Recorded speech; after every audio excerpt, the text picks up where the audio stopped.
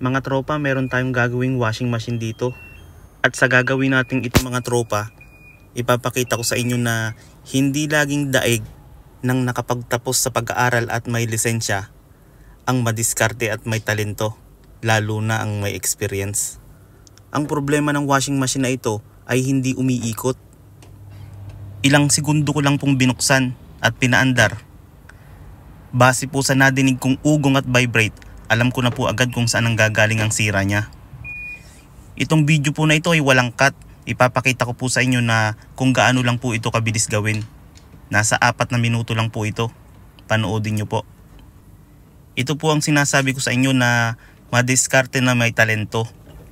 Na kahit hindi ka nakapagtapos ng pag-aaral at wala kang lisensyang papel, pwede ka pa rin kumita ng malaki nang hindi ka nahihirapan at nang mabilisan gamit lamang ang talento at ng experience. Ibinaliktad ko po ang washing machine para makita ko po ang ilalim niya. Chinek ko po yung belt niya kung maluwag, hindi naman po. Pangalawa, chinek ko yung ikot ng motor kung maluwag. Maluwag naman siya, kaya wala dyan ang problema, sigurado ako. Isa na lang ang pwede nating paghinalaan. Ito ay ang capacitor, hindi ko pa man ma-check yan.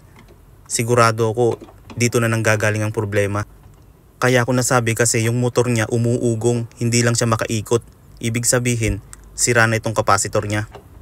Wala pong putol ang video na ito. Dire-diretso lang. At alam ko na po agad ang sukat nito. Kahit burado na po itong nakasulat dahil luma na siya. Ang sukat po niya ay 10 microfarad. Ayan po, may bumukol na. Ibig sabihin, sira na po yan. Papalitan na po natin yan ng bago. Para po matagal ulit magagamit. Mga tropa, ito nga palang washing machine na ito ay pinuntahan na to ng ibang lahi na manggagawa. Pero sa kasamaang palad, hindi naman niya nagawa. Kaya nandito po tayo. Ibababa ko lang po dito yung cellphone para po ikabit ko ng maayos. 2 kamay yung magamit ko para mabilisan lang. Ito po ang sinasabi kong diskarte na kahit hindi ka nakapagtapos o wala kang pinag-aralan, kaya mo pa rin po itong gawin. Gamit lang ng talento mo at experience. Alam nyo ba mga tropa, sa dami ng appliances na kaya kong gawin, kahit isa po dyan wala po akong pinag-aralan, hindi din po ako nag-TESDA, wala po akong certificate niya. Talagang purong self-study, idea, at higit sa lahat yung passion po. Talagang natutuwa po ako pagka may nagagawa akong gamit na sira na, tapos nagawa ko pa. Ayun, natutuwa po ako doon. Alam nyo po ba na nagsimula ako sa Pilipinas na libre lang po yung mga gawa ko? Gusto ko lang pong matuto, mga ganon, pinagpapraktisan ko lang po muna. Pero po ngayon talagang tunog pa lang po o ikwento pa lang po ng may-ari. Kabisado ko na po kung ano yung sira bago pa lang po ako pumunta.